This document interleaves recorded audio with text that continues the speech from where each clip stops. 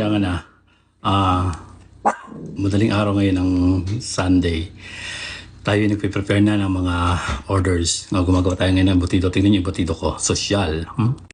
Ayan ang ating giniling na baboy.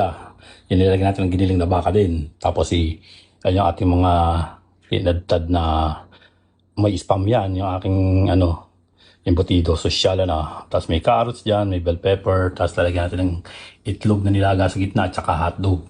Tapos ito hiwain natin ng maliliit pa para isama natin sa embutido. Sosyal ang embutido natin kompleto sa regado siyang.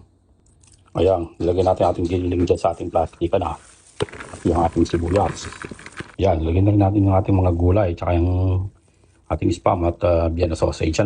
Lagyan na natin ang ating asin, asukal, paminta, pickle, ito Tapos pasta Tapos yung ating pinatanda tinapay. Tapos harina. Edi panghuli ang ating itlog. Ayan ayan. Yan yung ating binubod. Saka yung ating ng bali-bali ka rin. Lalamasay ka na.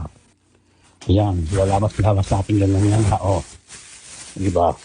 Dalawang kamay. Siyempre, kinuha ko lang picture. Ito yung recipe ni Mami Feli Pinsado, nanay ni Howard. Bang sarap nito. Ayan diba? Edi halong-halo siya.